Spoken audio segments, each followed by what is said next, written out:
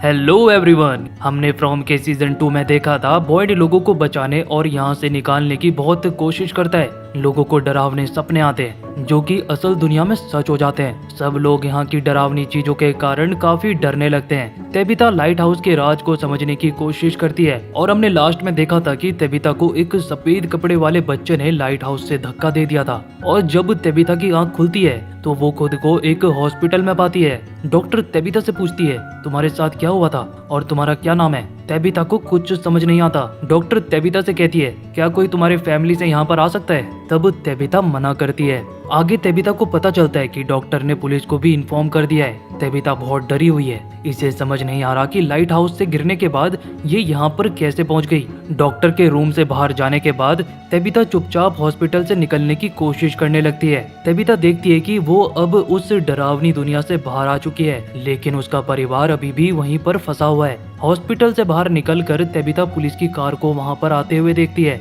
तब तेबिता वहां से चुपचाप निकल जाती है, लेकिन कुछ दूर चलने के बाद तेबिता उसी सफेद पोशाक वाले लड़के को देखती है जो उसे देखकर हाथ हिला रहा है। तेबिता उसका पीछा करने लगती है। पता नहीं ये तेबिता को कहाँ लेकर जा रहा है। तेबिता एक लड़के के कंधे पर हाथ रखकर उसे पीछे मोड़ती है, पर ये सफेद पोशाक वाला लड़का नहीं होता। जिसके बाद तेबिता वहां से चुपचाप चली जाती है। जिसके बाद फ्रॉम के आइकॉनिक म्यूजिक के साथ ये एपिसोड टाइटल के साथ शुरू होता है। अब हमें बॉयड को दिखाया जाता है जो अपनी जख्मी हाथ का इलाज कर रहा होता है। तब वहाँ पर फादर छतरी आता है। मैं आपको याद दिला दूं कि फादर छतरी पहले ही मर चुके हैं, लेकिन बॉयड उनकी आत्मा को पता नहीं कैसे देख पाता है। ये कंफर्म नहीं है कि ये फादर छतरी की आत्मा है या फिर बॉयड को बस एक वहम होता है। फादर छतरी बॉयड से कहते हुए चिंता जताते हैं तुम्हारे टाउन में कुछ भी ठीक नहीं हो रहा है। 3 दिन पहले तुम्हारे ही कुछ लोगों ने तुम्हें मारने की कोशिश की और अब लोग सोने से भी डर रहे हैं। तब बॉयड कहता है अब सब कुछ ठीक हो चुका है। आगे बॉयड बताता है जब मैं जंगल में उस म्यूजिक बॉक्स को नष्ट कर रहा था तब मुझे एक अजीब सी आवाज रोकने की कोशिश कर रही थी। जानते हो वो आवाज मेरी मरी हुई पत्नी की थी, लेकिन वो मेरी पत्नी नहीं थी। वो मुझे हार मानने को कह रही थी और ये भी कह रही थी कि इस जंगल को हमारे होप से ताकत मिलती है। तो अब मुझे ये बताओ कि तुम क्या चीज हो। जिस पर फादर खतरी कहता है मैं तुम्हें ये नहीं बता सकता बॉयड। तभी बाहर से ईथन की आवाज आती है जो कहता है कि हमें वहाँ पर वापस जाना चाहिए। तब बॉयड देखने के लिए बाहर जाता है और देखता है कि ईथन अपने पिता जिम से कहता है कि हमें वापस से जंगल में जाना होगा, मुझे मेरी मॉम के पास जाना है। ईथन को अपनी मॉम तेबिता की चिंता हो रही है। तब जिम ईथन को अंदर जाने को कहता है। तब जूली भी वहाँ पर आती है और देखती है कि ईथन इन्हें मिल चुका है, लेकिन जूली भी अपनी मॉम के गायब हो जाने के कारण काफी परेशान होती है और फिर वो वहाँ से चली जाती है। जिसके बाद जिम अपना सामान पैक करता है और जंगल में तेबिता को ढूंढने के लिए जाने लगता है। बॉयड उसे जाने से रोकता है और कहता है कि रात होने वाली है और मॉन्स्टर्स तुम्हें मार डालेंगे। जिस पर जिम कहता है मेरे पास तिलिस्मी पत्थर है तो मुझे कुछ नहीं होगा।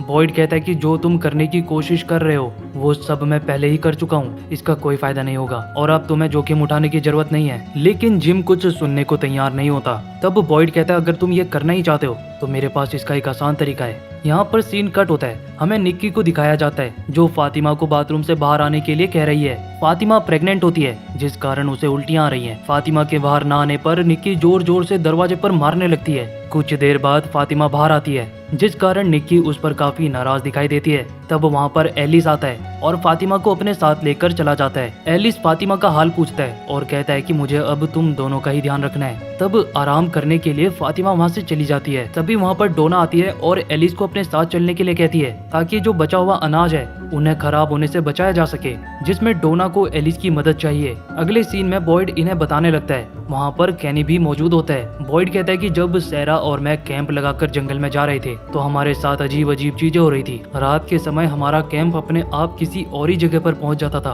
और अगर तुम उस लाइट हाउस तक पहुंचना चाहते हो तो तुम्हें सुबह जाकर अपने लिए रहने की जगह बनानी होगी ताकि जब रात हो तो तुम उस सुरक्षित जगह पर जा सको। जिस पर कैनी पूछता है क्या उस समय सैरा भी तुम्हारे साथ थी। बॉयड हाँ कहता है। तब कैनी कहता है फिर मैं भी जिम के साथ जाऊंगा। ये सुनकर बॉयड कैनी को बाहर लेकर जाता है और उसे समझाने लगता है कि तुम्हें जिम के साथ जाने की जरूरत नहीं है। जिस पर कैनी कहता है कि मैंने अपने डैड को यहाँ पर खो दिया और मैं नहीं चाहता कि ईथन और जूली भी अपने दोनों पेरेंट्स को खो दे। ये बात कर ही रहे होते हैं तभी एक कांच टूटने की आवाज आती है। ये दोनों उस ओर भागते हैं। तब ये वहाँ पर जेड को देखते हैं जो कि बड़बड़ा रहा होता है कि मुझे वो दिखाई क्यों नहीं दे रहा। तब बॉयड और केनी इसे स्टेशन ले जाने के लिए उठाते हैं। इन्हें लग रहा है कि ना सोने के कारण इसकी यह हालत हो रही है। सीन शिफ्ट होता है, तेबिता को दिखाया जाता है। तेबिता कुछ लोगों के बीच होती है। तब तेबिता एक लड़की से उसका फोन मांगती है और फिर अपनी मॉम को फोन करती है। उसकी मॉम की आवाज में दर्द सुनाई देता है। तब तेबिता कहती है, मैं जल्द ही वापस आ जाऊंगी,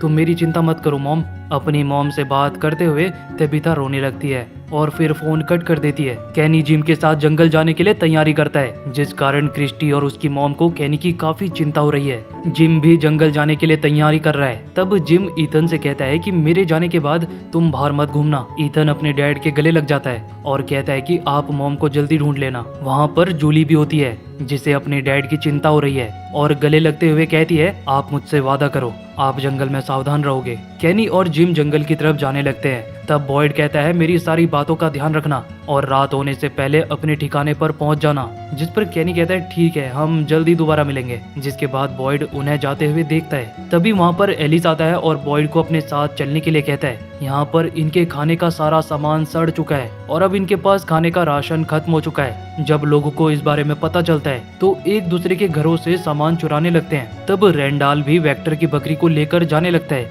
रेंडाल को रोकने के लिए विक्टर उसके ऊपर बंदूक तान देता है। बॉयड वक्त रहते वहाँ पर आ जाता है और विक्टर को बंदूक नीचे करने के लिए मनाने लगता है। विक्टर बॉयड की बात मान जाता है। बॉयड विक्टर से उसकी बंदूक ले लेता है। तब रेंडाल कहता है, क्या मैं जा सकता हूँ? बॉयड कहता है, तुम्हें बकरी को यहीं पर छोड़ना होगा। रेंडाल कहता है कि ये हमारा खाना है। जिस पर बॉयड कहता है, हमारे पास पहले ही खाने की कमी है और ये जानवर हमें पीने के लिए दूध देते हैं और तुम अगर इन्हें मार कर खा जाओगे तो फिर तो हमारे पास कुछ भी नहीं बचेगा। बॉयड सभी को समझाने की कोशिश करता है कि हमें एकजुट होकर काम करना होगा। तब ना चाहते हुए भी रेंडाल को वो बकरी वापस करनी पड़ती है। उधर केनी और जिम जंगल में काफी अंदर पहुंच जाते हैं और अब अंधेरा होने लगता है। तब इन्हें वहाँ पर बहुत से मानव कंकाल दिखाई देते हैं। तब वहाँ पर लकड़ी से बना हुआ छोटा सा घर देखकर जिम कहता है कि हमें यहीं पर रुकना चाहिए। जिस पर केनी ऐतराज जताते हुए कहता है, बॉयड ने कहा था कि हमें सिर्फ अपने ठिकानों पर ही रात गुजारनी है जहाँ पर मकड़ी और कंकाल ना हो। तब जिम कहता है, लेकिन हम यहाँ पर तिलिस्मी पत्थर लगा देंगे और फिर हम यहाँ पर सुरक्षित होंगे। तब केनी मान जाता है और कहता है, इससे पहले हमें आसपास चेक कर लेना चाहिए। उधर तेबिता चर्च में होती है और चर्च के फादर से बात करने लगती है। जिस पर फादर तेबिता को भगवान पर भरोसा रखने को कहता है, पर जो कुछ भी तेबिता के साथ बीत रहा है उस कारण उसे अब भगवान पर भरोसा नहीं रहा। तेबिता फादर को उस डरावनी जगह के बारे में बताती है जहाँ पर रात को मॉन्स्टर्स निकलते हैं। फादर उसकी पूरी बात सुनता है, लेकिन किसी के लिए भी इन बातों पर यकीन करना आसान नहीं है। और फिर तेबिता को कुछ याद आता है और वो वहाँ से चली जाती है। उधर लोग सोने से डरते हैं क्योंकि जब भी कोई सोने की कोशिश करता है उन्हें डरावने सपने आते हैं, जैसे कि इस वक्त एलिजन को ये डरावना सपना आया था। बॉयड और डोना राशन की कमी को लेकर बात करते हैं। तब पता चलता है कि इनके पास अब खाने के लिए कुछ भी नहीं बचा है और अगर ऐसा ही चलता रहा तो एक दिन सब भूखे मर जाएंगे। इन्होंने अलग अलग जगह जाकर अनाज उगाने की कोशिश भी की, लेकिन अब इस जमीन पर कुछ भी नहीं उग रहा। तब ये बात करने लगते हैं कि जानवर को मारकर ये यहाँ पर जिंदा रह सकते हैं। इनकी ये सारी बातें ईथन सुन लेता है और एक जगह पर दुखी मन से बैठा होता है। बॉयड उसके पास जाता है। ईथन को अच्छा नहीं लग रहा होता कि अब ये लोग जानवर को मारेंगे, जिस पर बॉयड ईथन को समझाने की कोशिश करता है कि अगर हमने ऐसा नहीं किया तो सब लोग भूख से मर जाएंगे और अब ऐसा करना जरूरी है। उधर तेबिता एक बुजुर्ग इंसान के पास जाती है जो तेबिता के हुलिया को देखकर उसे एक भिखारी सोचने लगता है और उसे यहाँ से जाने को कहता है। तब तेबिता उसे विक्टर का टिफिन दिखाती है, जिसे देखकर वो बुजुर्ग इंसान कहता है, ये तुम्हें कहाँ से मिला? तब तेबिता कहती है, आप उसके पिता हो, आप विक्टर के पिता हो। जिसके बाद सीन शिफ्ट होता है। जिम और केनी को दिखाया जाता है जो रात को जंगल में रुके हुए होते हैं और एक दूसरे से बात कर रहे हैं। तभी इन्हें कुछ अजीब आवाज सुनाई देने लगती है। दोनों डर जाते हैं और फिर कोई इनके दरवाजे पर मारता है। कुछ देर बाद आवाज आनी बंद हो जाती है। इन्हें लगता है कि वो जो भी चीज थी अब शायद जा चुकी है, लेकिन दोनों काफी डर जाते हैं। रात होने पर सारे क्रिएचर्स बाहर निकल जाते हैं और वो इन लोगों के जानवर को खोल देते हैं। ऐसा लग रहा है जैसे इन क्रिएचर को पता है कि टाउन के लोगों के पास खाने की कमी है। बॉयड जानवरों की आवाज सुनता है और देखता है कि उनके जानवर बाहर घूम रहे हैं। तब बॉयड और जेड बाहर जाते हैं जानवर को वापस तबेले में ले जाने के लिए। इन्हें बाहर देखकर विक्टर भी इनकी मदद के लिए बाहर निकलता है। रेंडाल बस में लेटा हुआ इनकी आवाज सुनता है। तब ये उन क्रिएचर्स को उन लोगों की ओर बढ़ते हुए देखता है। तब ये जल्दी से बस की हेडलाइट जलाता है और हॉर्न बजाने लगता है, जिसे सुनकर बॉयड और बाकी लोग समझ जाते हैं कि क्रिएचर इनकी तरफ बढ़ रहे हैं। तब ईथन अपनी बकरी को बाहर देखता है और उसे अंदर लाने के लिए दरवाजा खोलता है, पर वहाँ पर एक क्रिएचर होती है। जूली जल्दी से आकर ईथन को अंदर करती है और दरवाजा बंद करने की कोशिश करती है, पर अब वो क्रिएचर ने अपने हाथ से दरवाजा पकड़ लिया है। वो अंदर घुस जाती है। जूली और ईथन उससे डर कर अंदर की तरफ भागने लगते हैं। साथ ही वो क्रिएचर कहती है, क्या तुम मेरे साथ खेलना नहीं चाहते? और फिर वो क्रिएचर अपना रूप बदलती है एक डरावने मॉन्स्टर में। उधर अब जेड और बॉयड के करीब वो मॉन्स्टर्स बढ़ने लगते हैं। जेड पीछे रह जाता है और एक क्रिएचर उसके सामने ही होता है। जेड की हालत खराब हो जाती है। जेड क्रिएचर से दूर जाने को कहता है, जिसके बाद वो क्रिएचर जेड के जानवर का गला फाड़ देता है। तब विक्टर जेड की मदद करता है और उसे वहां से ले जाने लगता है। अब ये क्रिएचर मॉन्स्टर में अपना रूप बदलने लगते हैं। जूली और ईथन अपनी जान बचाने के लिए घर से बाहर आ चुकी हैं। तब रैंडाल इन्हें देखता है और उन्हें अपने बस के अंदर आने को कहता है। तब जूली और ईथन उसकी ओर दौड़ने लगती है। सहरा भी उनके साथ होती है जो इनकी मदद कर रही थी। तब ये तीनों बस के अंदर घुस जाते हैं और रैंडाल बस का गेट लगा देता है। उधर सभी लोग काफी परेशान होते हैं। तब ये जानवरों को घरों के अंदर ले जाने लगते हैं। क्रिएचर धीरे धीरे इनके करीब बढ़ रहे हैं। बॉयड किसी तरह सभी जानवर को तबीले के अंदर ले जाता है और वहाँ पर एक तिलिस्मी पत्थर लटका देता है। लेकिन तभी तबीले के अंदर से कुछ क्रिएचर इनकी ओर बढ़ने लगते हैं और उनमें से एक बॉयड को कहता है, तुम्हें याद है बॉयड, तुमने कहा था कि हम तुम्हें हरा नहीं सकते, क्या तुम्हें याद है? तब ये क्रिएचर टाइन चैन और बॉयड को अपने कब्जे में ले लेते हैं और फिर बॉयड को मारने लगते हैं। ये बॉयड को एक जगह पर हथकड़ियों से बांध देते हैं। तब बॉयड कहता है, तुम्हें मुझे मारना है तो मार डालो, जिस पर क्रिएचर कहता है कि तुम्हें मारकर हमें मजा नहीं आएगा। जिसके बाद ये क्रिएचर टाइन चैन के शरीर के हिस्सों को नोचने लगते हैं। बॉयड टाइन चैन के रोने और चिल्लाने की आवाज सुनता है और वो कुछ कर भी नहीं पाता। अब सुबह हो चुकी है और विक्टर ने सभी बकरियों को मॉन्स्टर से बचाने के लिए उन्हें अपने ही साथ अपने कमरे में रखा होता है। जेड भी वहाँ पर मौजूद होता है। जेड बाहर देखने के लिए जाता है, फिर वो तबीले में जाता है। वहाँ पर बॉयड को बधा हुआ देखता है, साथ ही वहाँ पर टाइन चिन की बॉडी को देखता है जिसे मॉन्स्टर्स ने बड़ी बेरहमी से मार डाला है। जेड बॉयड को आजाद कराता है तो वो रोते हुए टाइन चिन के पास आता है और उसे गले लगाकर रोने लगता है और साथ ही माफी मांगता है। बॉयड टाइन चिन की मौत का कारण खुद को समझने लगता है। जिसके बाद सीन शिफ्ट होता है। कैनी सोया होता है। तब जिम की आवाज सुनकर कैनी उठता है और आवाज की ओर बढ़ने लगता है। वहाँ पर जिम कैनी को नदी के किनारे उगी हुई सब्जियों को दिखाता है। ये देखकर दोनों बहुत खुश हो जाते हैं। यहाँ पर इतनी सब्जियां होती हैं जिससे आराम से पूरे टाउन को खाना मिल सकता है। आगे हमें तेबिता को विक्टर के डैड हेनरी के घर पर सोते हुए दिखाया जाता है। तेबिता की आंख खुलती है तो वो अपने सामने हेनरी को देखती है। कल थकान के कारण तेबिता इनसे बात करते हुए बेहोश हो गई थी, जिस कारण ये तेबिता को अंदर ले आए थे। जिसके बाद तेबिता वहाँ से जाने लगती है, पर ये तेबिता को कहीं नहीं जाने देते और अपने बेटे विक्टर के बारे में पूछने लगते हैं। तब तेबिता इन्हें बताने लगती है। तेबिता उन्हें बताती है कि ये अपनी फैमिली के साथ किस तरह से एक अजीब टाउन में फंस गई थी। वहाँ पर और भी लोग थे। तब हेनरी तेबिता को रोकता है और पूछता है कि मैं तुमसे लंच बॉक्स के बारे में पूछ रहा हूँ, कहाँ से मिला तुम्हें ये लंच बॉक्स? तब तेबिता उन्हें शांत करती है, लेकिन वो भड़क उठते हैं। तब तेबिता कहती है, आपके बेटे ने मुझे लंच बॉक्स दिया था। तेबिता की ये सारी बातें उन्हें एक झूठ लग रही होती है। तब ये तेबिता को पुलिस को फोन करने की धमकी देते हैं। तेबिता डर जाती है और उन्हें ऐसा करने से मना करने लगती है। तब हेनरी कहता है, मैंने 20 मिनट पहले ही पुलिस को फोन कर दिया था और अब ठीक यही होगा कि तुम यहाँ पर चुपचाप बैठ जाओ। उधर सहरा क्रिस्टी के पास आती है। सहरा को वहाँ पर देखकर क्रिस्टी उसे अंदर आने से मना करती है, जिस पर सहरा टाइनचिन की मरने की बात उसे बताती है। ये जानकर क्रिस्टी की आंखों में आंसू आ जाते हैं और फिर सहरा वहाँ से चली जाती है। क्रिस्टी के पास मैरियल आती है। तब क्रिस्टी बताती है कि कैनी की मॉम मर चुकी है। अब बॉयड और जेड टाइचिन की बॉडी को रास्ते से लेकर जा रहे होते हैं, जिसे सब देखते हैं। सभी काफी दुखी और मायूस होते हैं। जिसके बाद एक जगह पहुंचकर बॉयड टाइचिन की बॉडी को अपने हाथ पर उठाकर उन्हें चर्च के अंदर लेकर जाता है और एक बिस्तर पर रख देता है। बॉयड कहता है कि इनकी आखिरी ख्वाहिश थी कि इन्हें इनके पति के साथ दफनाया जाए, जबकि जेड इस बात से हैरान हो रहा होता है कि मॉन्स्टर्स ने बॉयड को कुछ क्यों नहीं करा। जेड बॉयड से पूछता है। तब बॉयड बताता है कि वो मॉन्स्टर मुझे अंदर से तोड़ना चाहते थे, इसीलिए उन्होंने मेरे सामने टाइचिन को मारा। बॉयड वहाँ से बाहर आता है, लेकिन उसके आंखों के सामने बार बार रात का वो मंजर आने लगता है। जिस तरह से तड़पा तड़पाकर उन मॉन्स्टर्स ने टाइचिन को मारा था, वो सब कुछ बॉयड को याद आ रहा होता है, जिस कारण बॉयड टूट जाता है। ईथन का भी रो रो कर बुरा हाल होता है। ईथन क्रिस्टी को लाने को कहता है क्योंकि क्रिस्टी एक डॉक्टर है, तो ईथन सोचता है कि क्रिस्टी उन्हें वापस से ठीक कर सकती है। तभी वहाँ पर विक्टर आता है और अपना सामान लेकर वहाँ से जाने लगता है। जूली और ईथन विक्टर से पूछते हैं कि वो कहाँ जा रहा है। तब विक्टर कहता है कि मैंने सभी से पहले ही कहा था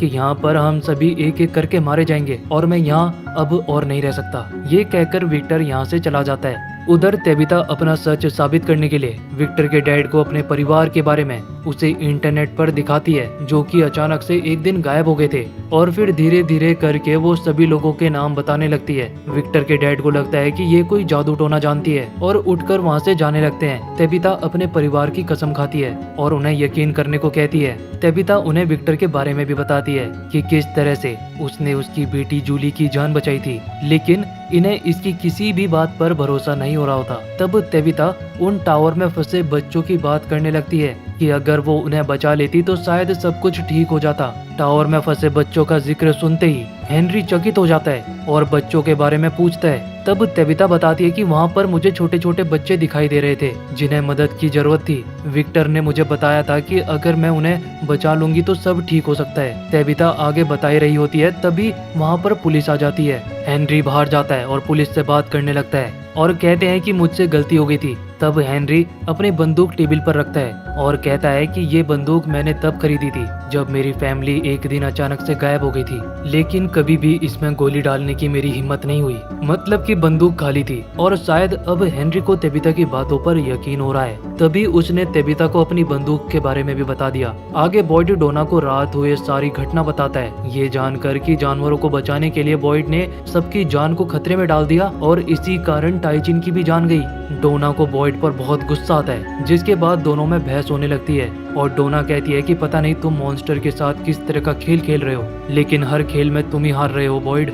डोना रोने लगती है क्योंकि अब डोना की यहाँ से वापस जाने की सारी उम्मीदें खत्म हो चुकी हैं। जिसके बाद डोना वहाँ से चली जाती है। अब फातिमा को दिखाया जाता है जो सुबह से ही उल्टियाँ कर रही होती है। वो बाथरूम में होती है और बाहर एलिस को फातिमा की चिंता होने लगती है। एलिस फातिमा को क्रिस्टी के पास चलने को कहता है, पर फातिमा मना करती है, जिसके बाद फातिमा के मुंह से खून निकलने लगता है। जब फातिमा अपने मुंह के अंदर उंगली डालती है तो उसका एक दांत टूटा हुआ होता है, जिस कारण उसके मुंह से खून निकल रहा था। फातिमा बाहर आती है और एलिस को अपना टूटा हुआ दांत दिखाकर कहती है, शायद तुम ठीक कह रहे थे, हमें क्रिस्टी के पास चलना चाहिए। अब ये दोनों क्रिस्टी के घर पर पहुंचते हैं, लेकिन वहाँ पर क्रिस्टी नहीं होती। तब मैरियल फातिमा को देखने को तैयार होती है, लेकिन एलिस मना कर देता है क्योंकि मैरियल कोई डॉक्टर नहीं होती। तब मैरियल कहती है कि मैं बच्चों की नर्स हूँ और मैंने बच्चे पैदा होते हुए भी देखे हैं, तो मैं देख सकती हूँ। क्रिस्टी बॉयड से मिलने के लिए आई होती है। तब बॉयड काफी परेशान होता है और वो यहाँ पर इतने लंबे समय से फंसा होने के कारण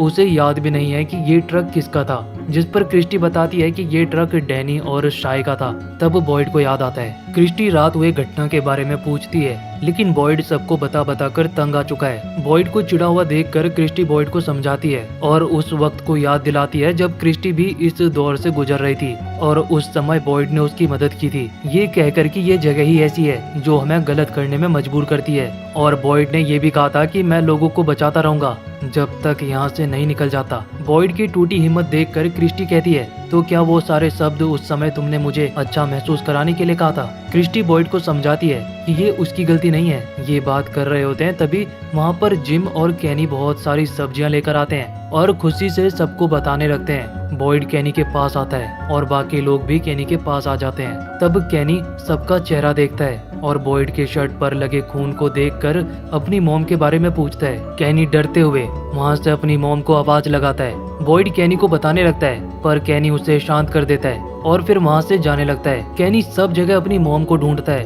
पर शायद वो सच नहीं कबूलना चाहता कि उसकी मॉम अब इस दुनिया में नहीं है। और ये बहुत ही ज्यादा इमोशनल सीन होता है। क्रिस्टी उसके पास आती है। तब कैनी क्रिस्टी से पूछता है, मॉम कहाँ पर है? क्रिस्टी कहती है कि वो चर्च में है। उधर मैरियल फातिमा को चेक करके बताती है कि घबराने की कोई बात नहीं है, बस तुम्हारे अंदर कमजोरी आ चुकी है। अक्सर ऐसा प्रेगनेंसी में होता है, तुम्हें ज्यादा से ज्यादा खाना खाने की जरूरत है, नहीं तो तुम कमजोर पड़ जाओगी और तुम्हारी कमजोरी के कारण तुम्हारे और भी दांत टूट सकते हैं। कैनी बिना बताए ही समझ जाता है कि उसकी मॉम अब इस दुनिया में नहीं है। लेकिन उसकी ये जानने की हिम्मत नहीं हो रही होती कि उसकी मॉम कैसे मरी, क्योंकि इस जगह पर रहकर इसे इतना तो पता है कि उन मॉन्स्टर ने इसकी मॉम को बड़ी बेरहमी से मारा होगा। कैनी क्रिस्टी से मदद मांगता है और कहता है कि अगर मेरी मॉम पहचान में नहीं आ रही हो तो क्या तुम उनकी शक्ल को ठीक कर सकती हो। क्रिस्टी हाँ कहती है। क्रिस्टी के वहाँ से जाने के बाद अचानक वहाँ पर म्यूजिक बजने लगता है। कैनी उसे बंद करने की कोशिश करता है लेकिन वो बंद नहीं हो रहा होता। गुस्से में कैनी उसे तोड़ डालता है। जिम को वापस देखकर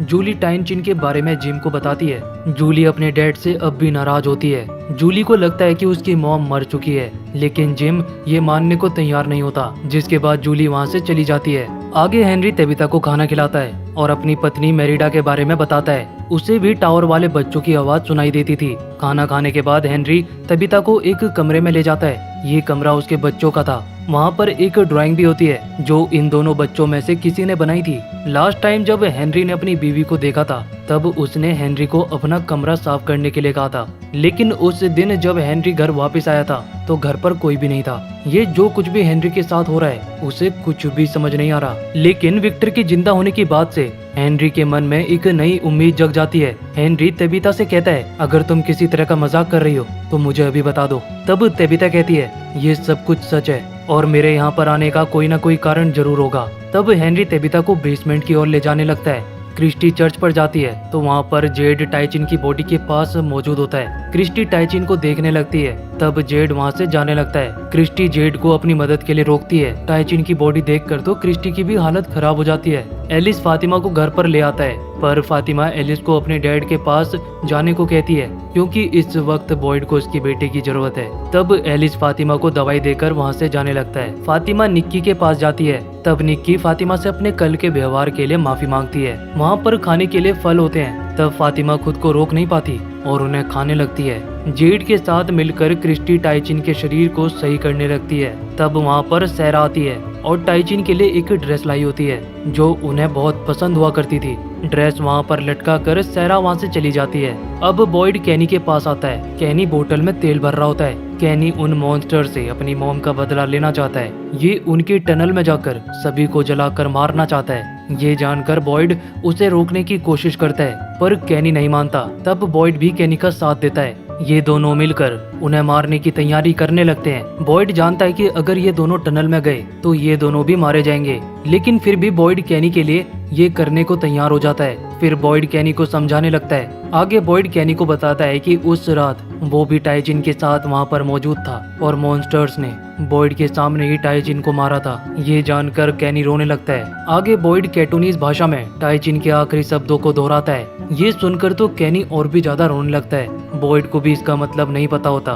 तब कैनी के बताने पर बॉयड को पता लगता है कि टाइचिन को कैनी की चिंता हो रही थी और वो बॉयड को कैनी का ध्यान रखने को कह रही थी। कैनी को रोते देख बॉयड उसे संभालने लगता है और कहता है कि हम उन्हें बाद में देख लेंगे। क्रिस्टी ने टाइचिन की बॉडी को ठीक कर दिया, जिसके बाद वहाँ पर बॉयड और कैनी आते हैं। कैनी अपनी मॉम को देखता है और रोने लगता है। उधर जूली सैरा के पास आकर उसका शुक्रिया अदा करती है क्योंकि पिछली रात सैरा ने इनकी मदद की थी, जिस कारण इसकी और इसके भाई की जान बच पाई। उधर हेनरी तेबिता को बेसमेंट में लेकर जाता है और अपनी पत्नी के बारे में बताता है कि उससे भी ऐसे ही बच्चे दिखाई देते थे। तब तेबिता वहाँ पर उन फोटो को देखती है जो हेनरी की पत्नी ने बनाए थे और ये सारी तस्वीरें उस जगह से जुड़ी हुई होती हैं। हेनरी आगे ये भी बताता है कि उसे ऐसे भी लोग दिखाई देते थे जो उन बच्चों को बचाने में नाकाम रहे थे। अब तुम्हें उन बच्चों को बचाने के लिए चुना गया है, पर तुम वहाँ से कैसे बाहर निकली? सभी लोग आखिरी बार टाइचिन को श्रद्धांजलि देते हैं, जिसके बाद एलिस बॉयड से मिलकर बात करने लगता है। उधर जिम जब घर पर होता है तो उसका टेलीफोन बजने लगता है। जिम जाकर फोन उठाता है तो दूसरी तरफ उसका बेटा थॉमस होता है। थॉमस की आवाज सुनकर जिम के होश उड़ जाते हैं। जिम कहता है कि तुम मेरे बेटे नहीं हो सकते। तब उधर से वो लड़का कहता है तुमने मॉम को क्यों जाने दिया? साथ ही कहता है कि मैं तुम्हारी मदद कर रहा हूँ। जिम उसे चुप रहने को कहता है। तब वही लड़का कहता है कि तुमने जूली और इथन को बाहर क्यों जाने दिया? ये सुनकर जिम काफी डर जाता है और बाहर भागने लगता है। शाम हो चुकी होती है और बॉयड रोज की तरह घंटी बजाकर सभी को आगाह कर रहा होता है। जिम अपने बच्चों को आवाज लगाने लगता है। इथन और जूली का नाम चिल्लाते हुए जिम को बॉयड देखता है। जिम जूली और इथन के पास जाता है और उन्हें अंदर जाने को कहता है, जिस पर बॉयड जिम से पूछता है कि क्या सब कुछ ठीक है। जिम काफी डरा हुआ होता है और काफी परेशान भी दिखाई देता है। जिम बॉयड के पास आता है। जिम को अपने बच्चों की काफी चिंता होती है। जिसके बाद बॉयड घंटी बजाते हुए आगे बढ़ जाता है। अब रात हो चुकी होती है, सीन शिफ्ट होता है। हेनरी सोया होता है लेकिन एक कांच टूटने की आवाज से उसकी नींद खुल जाती है। वहाँ जाकर देखता है तो तेबिता एक कांच को उठा रही होती है, जिस कारण उसकी उंगली कट जाती है। तेबिता पूरी रात से बेसमेंट में थी और उन पिक्चर को समझने की कोशिश कर रही थी। हेनरी उस सफेद पोशाक वाले बच्चे के बारे में पूछता है जिसने तेबिता को टावर से धक्का दिया था। तब तेबिता बताती है कि वो टावर एक लाइट हाउस है जहाँ का रास्ता ट्री के अंदर से होकर गुजरता है। तेबिता ये भी बताती है कि ये सारी बातें उसे विक्टर ने बताई थी। हेनरी को तो बस इस बात से सुकून मिलता है कि उसका बेटा विक्टर अभी भी जिंदा है। तभी तेबिता को बाहर से बोतल के टकराने की आवाज सुनाई देने लगती है। तेबिता के पूछने पर हेनरी उन बोतल के बारे में बताता है जो कि बैकयार्ड में एक ट्री से लटके हुए होते हैं। तेबिता ये जानकर थोड़ी हैरान होती है कि हेनरी की पत्नी मेरिंडा इस ट्री को बोतल ट्री कहकर बुलाती थी। उधर टाउन में विक्टर कुछ कर रहा होता है। उसके पास एक छोटी डायरी होती है जिसमें कुछ देखकर वो एक जगह पर खुदाई करने लगता है। अंदर बॉयड एलिस को तिलिस्मान के बारे में बताते हुए कहता है कि ये तिलिस्मी पत्थर मॉन्स्टर को अंदर आने से रोकता है, तो क्या पता ये उन्हें बाहर जाने से भी रोक सके। एलिस कोई भी जोखिम लेने के लिए तैयार नहीं होता क्योंकि वो पहले ही अपने काफी साथियों को खो चुका है। अब क्योंकि उनके पास खाने को खाना भी होता है तो एलिस किसी भी तरह का जोखिम उठाना नहीं चाहता, जबकि बॉयड के मन में कुछ और ही चल रहा होता है। ये बात कर ही रहे होते हैं तभी वहाँ पर डोना आ जाती है। बॉयड डोना से कैनी के बारे में पूछता है, जिस पर डोना कहती है कि फिलहाल वो ठीक है और क्रिस्टी उसका ध्यान रख रही है। लेकिन डोना को बॉयड पर शक होने लगता है और वो पूछती है कि तुम क्या करने वाले हो। तब ना चाहते हुए भी बॉयड को बताना पड़ता है। बॉयड उन मॉन्स्टर को पकड़ना चाहता है और उनके बारे में समझना चाहता है कि ये मॉन्स्टर आखिर हैं क्या और क्यों हर रात वो टाउन में आ जाते हैं। बॉयड कहता है कि हम एक मॉन्स्टर को पकड़कर उससे सब कुछ उगलवा लेंगे। ये सुनकर डोना कहती है, तुम क्या उन्हें टॉर्चर करोगे? तुम जानते नहीं हो क्या, हमने उन मॉन्स्टर पर शॉटगन तक चलाई थी लेकिन वो मॉन्स्टर बस हंस रहे थे। बॉयड खुद पर काबू नहीं रख पा रहा। वो कुछ तो करना चाहता है जिससे वो टाइचिन का बदला ले सके। तब डोना बॉयड को समझाने की कोशिश करती है। डोना नहीं चाहती कि बॉयड किसी भी परेशानी में फंसे या फिर कोई ऐसा कदम उठा ले जिससे वो उन मॉन्स्टर के हाथों मारा जाए। डोना एलिस को भी सावधान करती है और उसे उसके बच्चे के बारे में याद दिलाकर वहाँ से चली जाती है। एलिस अपने डैड को समझाने लगता है लेकिन बॉयड कुछ नहीं सुनना चाहता। तब एलिस भी वहाँ से चला जाता है। उधर एक औरत फातिमा को मीट खाने के लिए पूछती है लेकिन फातिमा मना कर देती है और बाहर आकर उन्हीं सड़े हुए फलों को देखती है जिन्हें बाहर फेंका होता है। फातिमा उनको खाने लगती है। ऐसा लग रहा है जैसे फातिमा को ये चीज बहुत ही ज्यादा पसंद आ चुकी है और एक के बाद एक कई फल खाने लगती है। तब उसे खाते हुए एक बूढ़ी औरत देख लेती है। बूढ़ी औरत को देखकर फातिमा उन्हें नीचे फेंक कर वहाँ से भाग जाती है। उधर कैनी बाकी लोगों को भी उस जगह पर ले जाता है जहाँ पर जिम और उसे सब्जियाँ मिली थी। उस डरावनी जगह को देखकर ये थोड़ा डरे हुए जरूर होते हैं लेकिन अपना टाइम खराब नहीं करना चाहते और जिस काम के लिए यहाँ पर आए होते हैं उसे जल्दी से पूरा करना चाहते हैं, जिसके बाद ये सभी आगे बढ़ने लगते हैं। उधर जिम ईथन को खाना देते हुए बताता है कि कैनी और कुछ लोग खाना लेने के लिए जंगल गए हुए हैं और जल्द ही हम सभी के पास बहुत खाना होगा। वहाँ पर जूली भी आ जाती है। तब ईथन जिम से सवाल करने लगता है, अगर मॉम को किसी ने दफनाया नहीं होगा तो उनका शरीर अब तक सड़ चुका होगा। ईथन की ऐसी बातें सुनकर जिम काफी परेशान और गुस्सा हो जाता है और ईथन को ऐसी बातें करने से मना करता है। तब ईथन गुस्से में वहाँ से चला जाता है, जिसके बाद वापस से फोन बजने लगता है। जिम फोन को उठाता है और गुस्से से वापस से रख देता है। उधर तेबिता को हेनरी उस बोतल ट्री के पास ले जाता है जिसे तेबिता बड़े ही ध्यान से देखने लगती है और हेनरी को बताती है कि ऐसे ही एक ट्री के बारे में विक्टर ने मुझे बताया था और उस ट्री के अंदर जाने के लिए एक रास्ता भी था। ये सुनकर हेनरी बताता है कि ये ट्री तो बस एक नकल है जिसे मरिंडा ने बनाया था। यहाँ से कुछ किलोमीटर की दूरी पर एक पार्क है जहाँ पर एक ऐसा ही ट्री है जिसकी तुम बात कर रही हो। ये जानकर तेबिता काफी हैरान हो जाती है और वो हेनरी से कहती है कि मुझे उस जगह पर लेकर चलो। टाउन में बॉयड मॉन्स्टर के लिए एक ट्रैप बनाने की सोच रहा होता है। तभी फादर खत्री उसे कहते हैं, क्या तुम्हें यकीन है कि तुम उन मॉन्स्टर को पकड़ पाओगे? बॉयड को नहीं पता होता कि वो इस काम में कामयाब होगा या फिर नहीं, लेकिन फिर भी वो एक कोशिश करना चाहता है। फादर खत्री बॉयड के प्लान से काफी नाखुश दिखाई देते हैं। बॉयड का प्लान होता है कि वो एक मॉन्स्टर को एक घर में बंद कर देगा और फिर बाहर तिलिस्मी पत्थर को लटका देगा जिससे वो मॉन्स्टर अंदर ही फंस जाएगा। फादर बॉयड को ऐसा करने से रोक रहे होते हैं। तुम जानते हो ना बॉयड, मैं भी दूसरों की मदद करते हुए मारा गया था। यहाँ तक कि टाइन जिन भी इसीलिए मारी गई क्योंकि वो भी लोगों की मदद कर रही थी और फादर को लगता है कि अगर बॉयड ऐसा कुछ करेगा तो वो भी मारा जाएगा। बॉयड ने एक बोर्ड को तैयार किया होता है जिसमें उन सभी लोगों के नाम लिखे जाएंगे जो यहाँ पर मर चुके हैं, ताकि सभी लोगों को उनके नाम याद रहे। सैरा के दरवाजे पर कोई आया होता है। जब सैरा दरवाजा खोलती है तो वहाँ पर विक्टर होता है जिसके पास एक बैग भी होता है। विक्टर यहाँ पर रहने के लिए आया होता है। विक्टर अंदर आता है तब सैरा पूछती है कि मैं तुम्हारी कैसे मदद कर सकती हूँ। तब विक्टर वहाँ पर एक टूटे हुए चीज को देखकर उसके बारे में पूछता है। तब सैरा बताती है कि ये उसके भाई का था और वो इसे जोड़ने की कोशिश कर रही है। उधर फातिमा के पास वही बूढ़ी औरत आई होती है और बताती है कि उसके साथ भी ऐसा ही होता था जब वो प्रेग्नेंट थी। इसमें घबराने की कोई बात नहीं है। जिसके बाद फातिमा रोने लगती है। फातिमा को डर होता है कि अगर इस बच्चे को कुछ भी हुआ तो एलिस की खुशी खत्म हो जाएगी। तब बूढ़ी औरत फातिमा को समझाती है कि पहली बार ऐसा ही हर किसी को लगता है। तब फातिमा रिवील करती है कि वो कभी भी बच्चा पैदा कर ही नहीं सकती थी, लेकिन इस जगह पर वो माँ बन चुकी है, जिस कारण वो काफी डर रही होती है। शहर में हेनरी तेबिता को अपनी कार में बिठाता है और कार स्टार्ट करता है और अपनी मंजिल की ओर जाने लगते हैं। जबकि जंगल में ये लोग सब्जियां इकट्ठा करने लगते हैं। तब जेड की डेल से बहस हो जाती है और वो गुस्से में वहाँ से दूसरी तरफ जाने लगता है। जेड टॉयलेट करने लगता है। तभी वहाँ पर वो कुछ पत्थरों को देखता है जिनमें लाल रंग लगा होता है और फिर अपने सामने एक आदमी को देखता है। वो आदमी कील से ट्री पर टंगा होता है। जेड उसके पास जाता है तब वो एकदम से उसे पकड़ लेता है और ये सीन सच में काफी डरावना था। जेड उससे बचने की कोशिश करता है। तब वहाँ पर डेल आता है, लेकिन असल में वहाँ पर कुछ भी नहीं होता। कैनी भी कुछ फलों को इकट्ठा करने लगता है। तब क्रिस्टी उसके पास आकर उससे बात करने लगती है। क्रिस्टी को कैनी की चिंता हो रही होती है। तभी वहाँ पर जेड चिल्लाते हुए आता है। जेड वापस से टाउन में जाना चाहता है, लेकिन क्रिस्टी उसे समझाती है कि तुम टाउन तक नहीं पहुंच पाओगे।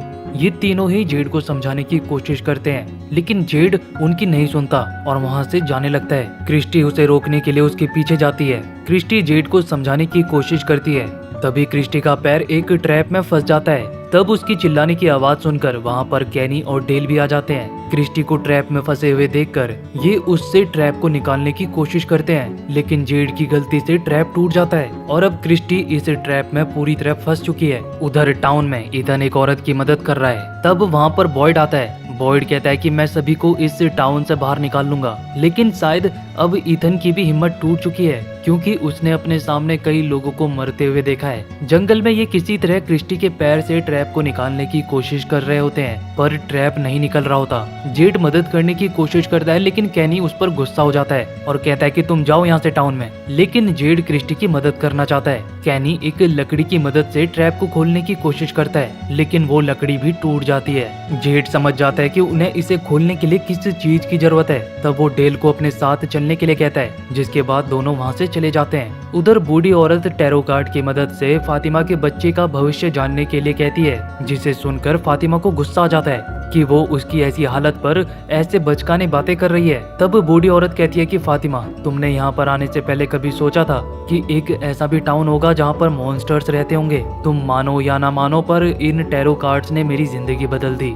ये सब सुनकर फातिमा मान जाती है। बूढ़ी औरत बताती है कि इन कार्ड्स ने मुझे पहले ही मेरे कैंसर और इस जगह के बारे में मुझे हिंट दे दिया था, लेकिन तभी एक कौवा कांच तोड़कर अंदर घुस जाता है, जिस कारण ये दोनों काफी डर जाते हैं और फिर वो दीवार से टकरा टकरा कर मर जाता है। उधर जंगल में जेड डेल को उन अजीब सी चीजों के पास लाया होता है। इनका प्लान होता है कि इनकी मदद से ये उस ट्रैप को निकाल लेंगे। अब शाम होने लगती है। क्रिस्टी कैनी से कहती है कि अगर मुझे कुछ भी होता है तो बस इस बात का ध्यान रखना कि तुम यहाँ पर अकेले नहीं हो। तभी जेड और डेल वहाँ पर आ जाते हैं। दोनों मिलकर अब उस ट्रैप को निकालने की कोशिश करने लगते हैं और काफी कोशिशों के बाद ये कामयाब रहते हैं और फिर ये क्रिस्टी को संभालने लगते हैं। पर तभी जेड को वही इंसान वापस से दिखाई देता है, जिसके हाथ में एक कंकाल का सर होता है और वो उससे खून पी रहा होता है। ये देखकर जेड की हालत खराब हो जाती है। तब क्रिस्टी जेड को ध्यान देने को कहती है और फिर ये किसी तरह क्रिस्टी को उठाते हैं और वहाँ से लेकर जाने लगते हैं। उधर रेंडाल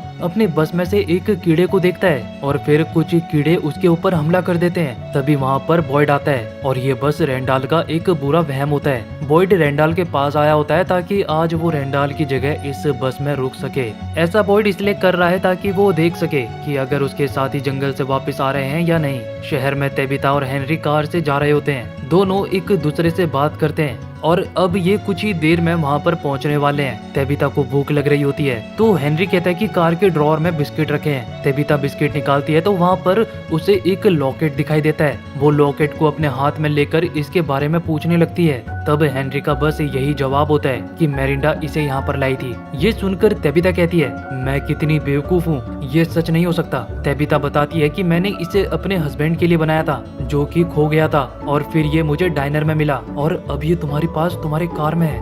अब तेबिता को लगता है कि ये जिस जगह पर है वो जगह भी उसी टाउन का एक हिस्सा है, लेकिन हेनरी को कुछ समझ नहीं आता कि तेबिता क्या कह रही है। तेबिता कार को रोकने के लिए कहती है, तब हेनरी कार रोकता है। तेबिता को अब हेनरी पर भी शक होने लगता है और कहती है कि मुझे सच बताओ कि यहाँ पर क्या चल रहा है। हेनरी को उसकी बातें समझ नहीं आती। तब तेबिता कार से जाने लगती है, जिस पर हेनरी कहता है कि तुम मेरे साथ ऐसा नहीं कर सकती। तुमने मुझे बताया था कि मेरा बेटा विक्टर अभी भी जिंदा है और हम बस उस पेड़ तक पहुँचने वाले हैं। तेबिता उतरने की कोशिश करती है लेकिन हेनरी उसे रोकने लगता है और गाड़ी चला देता है। इस दौरान इनका एक ट्रक से एक्सीडेंट हो जाता है। अब ये एक एम्बुलेंस में होते हैं। तभी तेबिता को होश आता है और तब तेबिता को पता चलता है कि उनका एक्सीडेंट हुआ था। तेबिता एम्बुलेंस को रोकने को कहती है लेकिन ये नहीं मानते और फिर ड्राइवर एम्बुलेंस को रोक देता है। उसके एक साथी के पूछने पर वो कहता है कि सामने एक पेड़ रोड के बीचों बीच गिरा हुआ है। ये सुनकर तेबिता के होश उड़ जाते हैं। तेबिता घबराने लगती है। तब ड्राइवर बाहर आता है और उस पेड़ को देखने लगता है। उनके सामने एक बड़ा सा ट्री गिरा हुआ था। तेबिता बाहर आकर इस ट्री को देखती है और काफी हैरान होती है, जिसके कुछ देर बाद इनके ऊपर ही बहुत सारे क्रो आ जाते हैं। तेबिता समझ जाती है कि उनके साथ क्या हो रहा है। तेबिता इन्हें समझाने की कोशिश करती है लेकिन पैरामेडिकल की टीम को इसकी बात समझ नहीं आती और अब ये दूसरे रास्ते से जाने का तय करते हैं। उधर टाउन में ईथन ड्राइंग को देख रहा होता है। तभी टेलीफोन बजने लगता है। ईथन फोन के पास जाता है। ईथन के फोन उठाने पर एक आवाज आती है जो खुद को थॉमस बता रहा होता है। साथ ही ईथन से ये भी कहता है कि मॉम मुश्किल में है और वो अभी एम्बुलेंस में है। वो शख्स ईथन को मॉम यानी तेबिता की मदद करने के लिए कह रहा होता है। तभी वहाँ पर जिम आ जाता है। जिम ईथन से फोन ले लेता है और उस शख्स से कहता है कि तुम मेरे बच्चों से दूर रहो, जिस पर वो कहता है कि तुम्हारे बच्चे अब तुम्हारे नहीं हैं। ये सुनकर जिम फोन को गुस्से से उखाड़ देता है। तभी वहाँ पर जूली भी आ जाती है।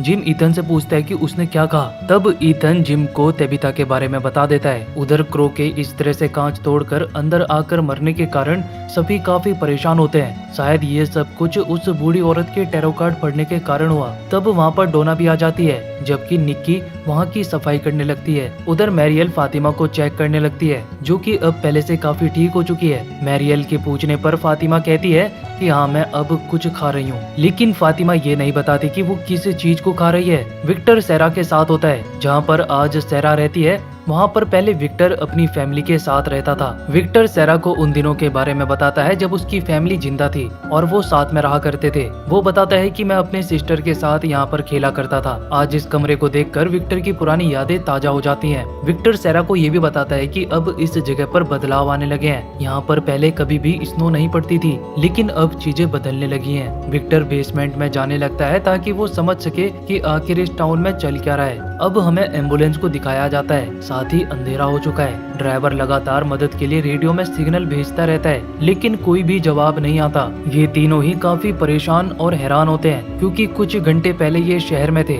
और अब अचानक से एक जंगल में पहुंच चुके हैं। साथ ही इतने घंटों से लगातार चलने के बाद भी ये लोग अभी तक जंगल को पार नहीं कर पाए। एक बंदा सुझाव देता है कि हमें वापस मुड़ना चाहिए। तेबिता उन्हें ऐसा करने से मना करती है। साथ ही बताती है कि ये जगह अंधेरे होने पर सुरक्षित नहीं रहती, तो मैं सीधे ही चलते रहना होगा जब तक हमें एक टाउन ना मिल जाए। बॉयड बस के अंदर होता है और अपने साथियों को इंतजार कर रहा होता है, लेकिन अभी तक कोई भी नहीं आया। तभी रेंडाल पूछता है कि मुझे ऐसा क्यों लग रहा है कि तुम यहाँ पर मॉन्स्टर्स को देखने के लिए आए हो। रेंडाल समझ जाता है कि बॉयड यहाँ पर एक मॉन्स्टर को पकड़ने के लिए आया हुआ है। बॉयड इस बात से काफी हैरान होता है कि रेंडाल इसके साथ बस में ही रुका हुआ है, इसीलिए बॉयड रेंडाल से इस बारे में सवाल करता है। तब रेंडाल कहता है, देखो अगर तुम कुछ ऐसा करने की कोशिश कर रहे हो जिससे हम इस जगह से बाहर निकल सकते हैं, तो मैं भी तुम्हारी मदद करना चाहता हूँ यहाँ से बाहर निकलने में। बॉयड पूछता है, तुम कब से मदद करने लगे? अब जो कुछ भी रेंडाल के साथ जंगल में हुआ था, जो कुछ भी उसने वहाँ पर देखा था, उस कारण वो बदल चुका है और यहाँ से निकलने के लिए जो हो सकता है वो करने को तैयार है। उधर जंगल में कैनी और उसके साथियों ने क्रिस्टी के पैर को किसी तरह से मरम्मत कर दिया। क्रिस्टी कैनी को सोने के लिए कहती है, लेकिन कैनी को नींद नहीं आ रही होती। क्रिस्टी के पैर में बहुत तेज दर्द हो रहा होता है, जिस कारण वो सो नहीं पा रही। जिसके बाद ये दोनों एक दूसरे से बातें करने लगते हैं। इन दोनों के बात करने के कारण जेड को परेशानी होने लगती है और वो कहता है कि क्या तुम दोनों कल सुबह बात कर सकते हो। इनकी बातों से जेड भी उठ जाता है और ड्रिंक करने लगता है। तब क्रिस्टी जेड से शराब मांगती है और पीने लगती है। टाउन में विक्टर सैरा को बताता है कि जब मेरी मॉम बच्चों को बचाने के लिए गई थी तो मॉम ने हमें बाहर निकलने से मना किया था, लेकिन एलोइस जो कि विक्टर की सिस्टर थी उसने बात नहीं मानी और वो बाहर चली गई, जिस कारण केवल विक्टर ही वहाँ से बच पाया। विक्टर जैसे पहले रहा करता था ठीक उसी तरह कमरे के अंदर एक टेंट बनाता है और सैरा को उसके अंदर लेकर जाता है। विक्टर सैरा को सफेद पोशाक वाले लड़के के बारे में भी बताता है जो विक्टर के साथ खेला करता था। विक्टर सैरा को अपना कुछ सामान भी दिखाता है। सैरा पूछती है कि तुम्हें मेरी मदद क्यों चाहिए, जिस पर विक्टर कहता है कि मैं ये काम अकेले नहीं कर पाऊंगा। उधर बस में रेंडाल उन मॉन्स्टर्स के बारे में बॉयड को बताने लगता है। क्योंकि रेंडाल बस में काफी लंबे समय से रह रहा होता है तो उसे इन मॉन्स्टर के बारे में बहुत कुछ जानकारी हो चुकी होती है। रेंडाल कहता है कि अब तक उन मॉन्स्टर्स को यहाँ पर आ जाना चाहिए था। रेंडाल को लगता है कि ये मॉन्स्टर एक पैटर्न को फॉलो करते हैं। बॉयड रेंडाल की बातों को ध्यान से सुन रहा होता है। सीन एम्बुलेंस पर शिफ्ट होता है। तेबिता इन तीनों को इस जगह के बारे में बताती है, लेकिन इन्हें तेबिता की बातों पर यकीन नहीं होता। तेबिता बार बार इन्हें उस टाउन के बारे में बताती है और ड्राइव करते रहने को कहती है। तभी ये लोग टाउन पर पहुँच जाते हैं। तेबिता इन्हें जल्दी से डाइनर के बाहर रुकने को कहती है, लेकिन ड्राइवर रुकने से मना कर देता है। उधर बस से बॉयड भी अब इस एम्बुलेंस को देख पा रहा होता है और काफी परेशान दिखाई देता है। ईथन भी एम्बुलेंस को देख लेता है और जिम को एम्बुलेंस के बारे में बताता है और साथ ही कहता है कि उसने एम्बुलेंस के बारे में बताया था। जिम जल्दी से उठकर बाहर देखता है। बॉयड एम्बुलेंस को रोकने के लिए बस से बाहर आ जाता है, पर एम्बुलेंस नहीं रुकती। साथ ही अपनी मॉम का नाम चिल्लाते हुए ईथन भी घर से बाहर आ जाता है। तब बॉयड ईथन को बाहर देखकर उसे पकड़ लेता है। जिम भी बाहर आ जाता है। तेबिता तीनों से विनती करती है कि तुम्हें एम्बुलेंस को यहीं पर रोकना होगा, लेकिन वो नहीं रोकते। तभी ड्राइवर को एक बॉडी दिखाई देती है और वो इन दोनों को भी उसके बारे में बता देता है। ईथन अपने डैड को मॉम के बारे में बताता है। बॉयड इसके बारे में पूछता है। तब ईथन उस फोन के बारे में सब कुछ बताता है जिसने बताया था कि तेबिता एम्बुलेंस में है और उसकी जान को खतरा है। ड्राइवर एम्बुलेंस को उस बॉडी के पास रोकता है। ड्राइवर को लग रहा होता है कि कोई यहाँ पर बेहोश पड़ा है। तेबिता ड्राइवर को रोकने की कोशिश करती है और साथ ही कहती है कि वो कोई इंसान नहीं है। तेबिता चिल्लाने लगती है। तब ये ऑफिसर तेबिता को हथकड़ी लगा देती है। ये दोनों नीचे जाते हैं उसकी मदद करने के लिए, जबकि तेबिता उन्हें रोकने की पूरी कोशिश करती है। ये वहाँ पर पहुँचते हैं और उस औरत की मदद करने लगते हैं। तब ऑफिसर भी बाहर आ जाती है और तभी वो मॉन्स्टर इन दोनों पर हमला कर देती है। ऑफिसर ये सब कुछ अपनी आंखों से देख रही होती है। अब ये मॉन्स्टर ऑफिसर के पास बढ़ने लगता है। ऑफिसर उस पर गोली चलाती है। तब दूसरा मॉन्स्टर भी उसके करीब बढ़ने लगता है। उन्हें देखकर ऑफिसर बहुत डर जाती है और वहाँ से भागने लगती है। जिम समझ जाता है कि उसकी पत्नी तेबिता भी एम्बुलेंस के अंदर ही हो सकती है, इसीलिए वो मदद करने के लिए बाहर जाने का फैसला करता है। बॉयड ईथन और जूली को समझाता है कि तुम्हें किसी भी हालत में बाहर नहीं आना है। उधर एम्बुलेंस में हेनरी को भी होश आ चुका होता है। तेबिता हेनरी को बताती है कि हम खतरे में हैं। तेबिता हेनरी को इस जगह के बारे में बता ही रही होती है। तभी उस ऑफिसर के चिल्लाने की आवाज सुनाई देती है। दोनों काफी डर जाते हैं। तभी एम्बुलेंस का दरवाजा खुलता है। दोनों काफी डर जाते हैं, पर ये जिम होता है। जिम तेबिता को देखकर उसके गले लग जाता है। बॉयड और रेंडाल भी वहाँ पर पहुँच जाते हैं। बॉयड तेबिता को जिंदा देखकर काफी हैरान होता है, लेकिन तेबिता हथकड़ियों से बंधी होती है और इनके पास चाबी नहीं होती। तब रेंडाल बस में जाता है ताकि हथकड़ी खोलने के लिए कुछ ला सके और फिर बॉयड कहता है कि तुम लोग एम्बुलेंस के अंदर ही रहो। उधर ऑफिसर अभी जिंदा होती है और किसी तरह मॉन्स्टर से खुद को बचाने की कोशिश कर रही होती है। ये उन पर एक के बाद एक कई गोलियां चलाती है, लेकिन मॉन्स्टर को कुछ भी नहीं हो रहा होता। निक्की खिड़की से बाहर ऑफिसर को मॉन्स्टर से लड़ते हुए देख रही होती है। तभी गलती से एक गोली निक्की को लग जाती है।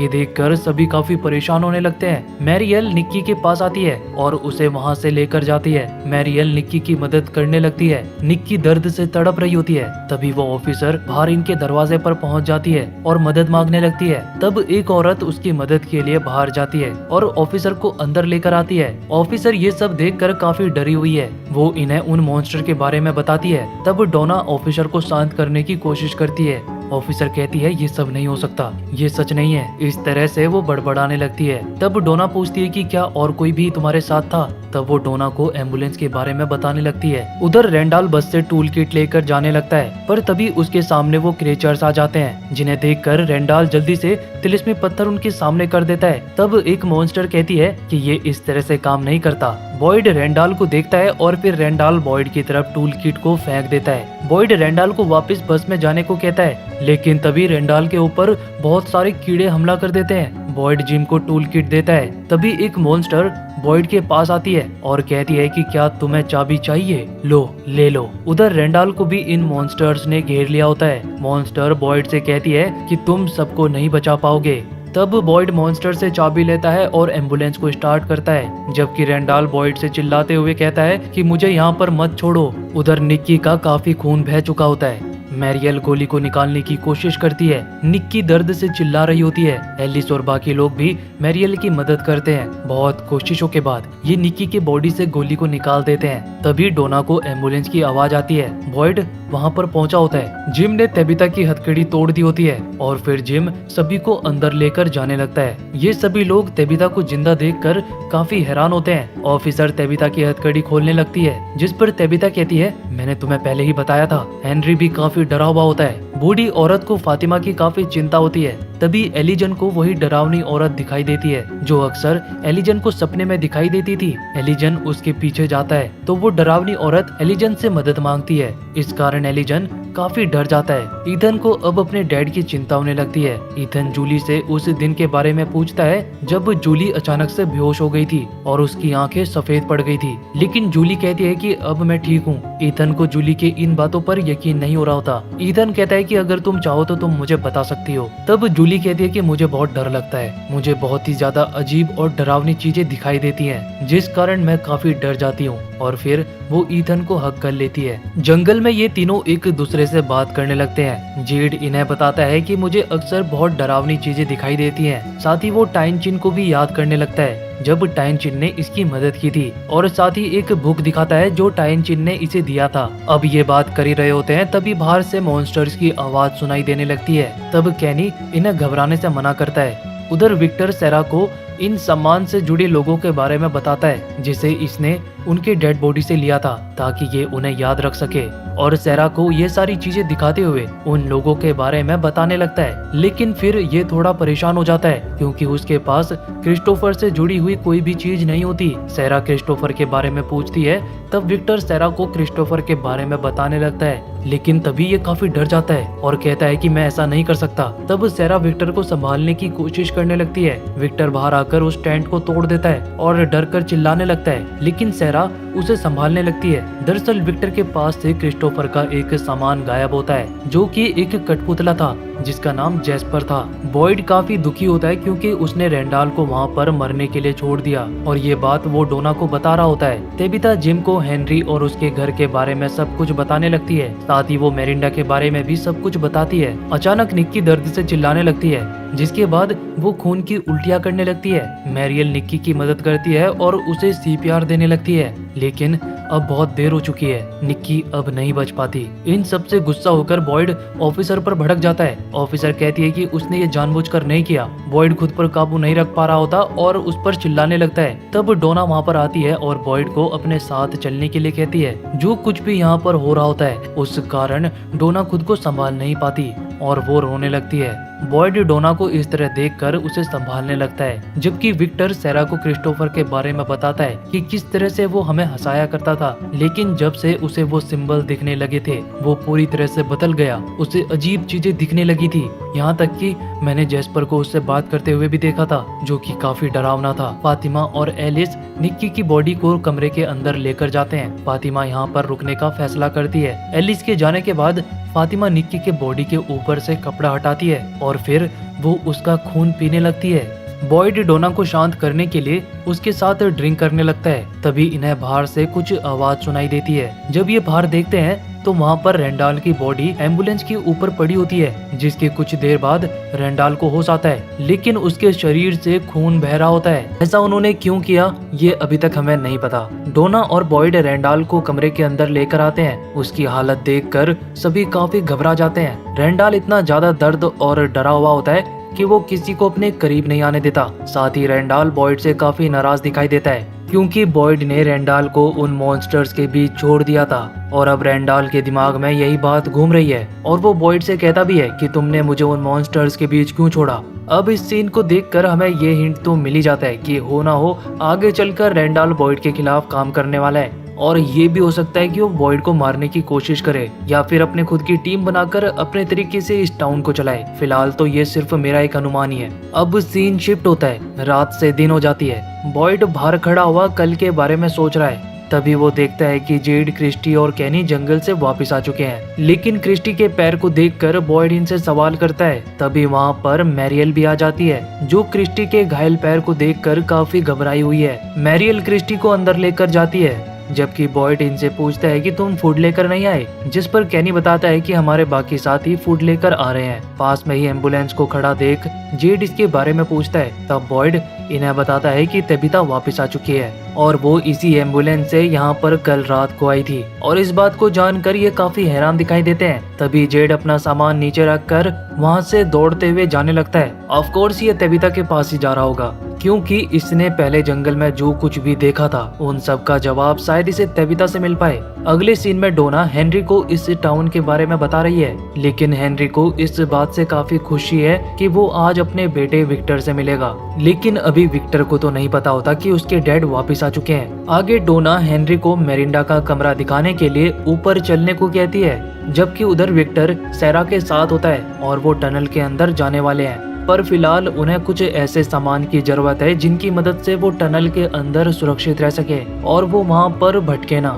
जब विक्टर और सैरा कॉलोनी हाउस पहुँचते हैं तो वहाँ पर सभी को खून साफ करते हुए देखकर इसका कारण पूछते हैं, जिस पर बूढ़ी औरत कल रात के बारे में बताती है। डोना विक्टर को देखती है और उसके पास आती है और विक्टर को निक्की के मरने की बात बता देती है। साथ ही ये भी कहती है कि इस वक्त रेंडाल क्लिनिक में है और उसका इलाज चल रहा है। डोना विक्टर को रात के बारे में बताते हुए कहती है कि कल रात तबीता वापस आ गई, लेकिन वो अकेली नहीं थी, उसके साथ तुम्हारे डैड भी यहाँ पर आ गए हैं। अब ये सुनकर विक्टर को यकीन नहीं हो रहा होता और वो वहाँ से बाहर चला जाता है।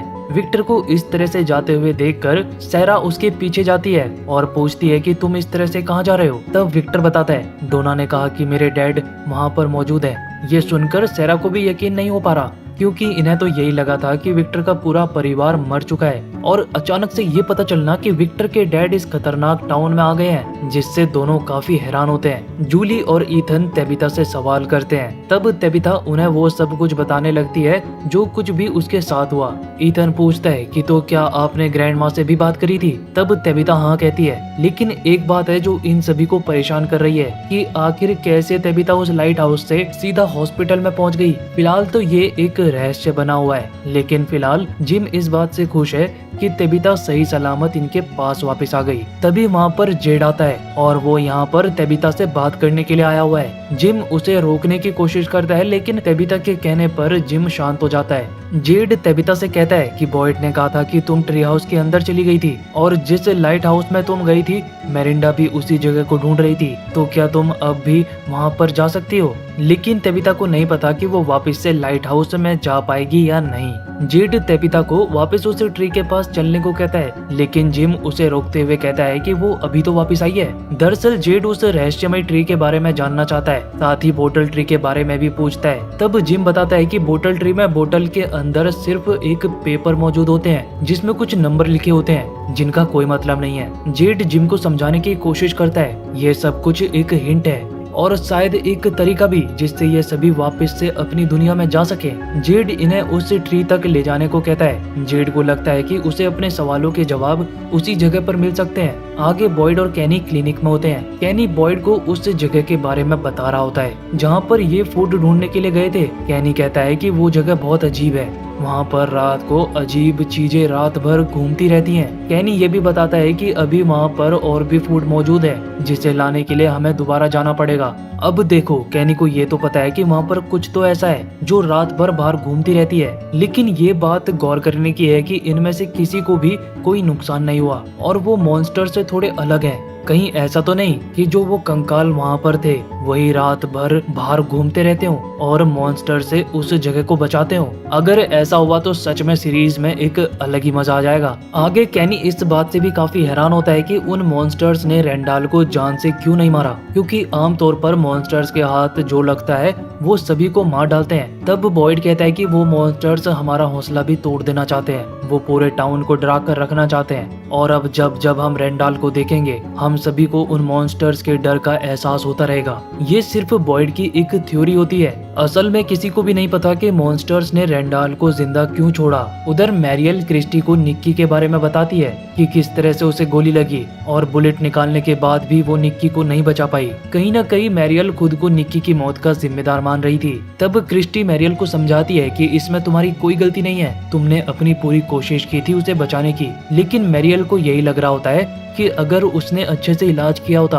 तो शायद वो उसे बचा पाती। क्रिस्टी मैरियल को अपने करीब बुलाती है, तभी इन्हें रेंडाल के दर्द भरी आवाज सुनाई देती है। मैरियल रेंडाल को देखने के लिए जाती है, वहाँ पर बॉयड और कैनी भी आ जाते हैं। लेकिन मैरियल बॉयड को बाहर रुकने को कहती है, क्योंकि अगर रेंडाल बॉयड को यहाँ पर देखेगा तो शायद उसकी तबीयत और ज्यादा खराब हो जाए। जिसके बाद मैरियल रेंडाल के पास जाती है, फिर बॉयड और कैनी वहाँ से चले जाते हैं। उधर डोना हेनरी को उसकी पत्नी मेरिंडा के कमरे में लेकर जाती है। हेनरी डोना को मेरिंडा, एलोइस और विक्टर के बारे में बताता है कि किस तरह से उनका परिवार एक साथ रहा करता था और ये सभी साथ में कितने खुश थे। हेनरी अब विक्टर से मिलना चाहता है, लेकिन डोना कहती है कि तुम अभी उसे थोड़ा समय दो। तभी वहाँ पर एक औरत आती है जो इन्हें मीटिंग के बारे में बताती है, जो कि डाइनर में होने वाली है। डाइनर में सभी लोग मीटिंग के लिए आए होते हैं। यहाँ पर टाउन के लगभग सभी लोग मौजूद होते हैं। सभी लोग यहाँ पर तेबिता का इंतजार कर रहे हैं ताकि सभी को पता चल सके कि तेबिता के साथ क्या हुआ था और वो इतने दिनों तक कहाँ पर थी।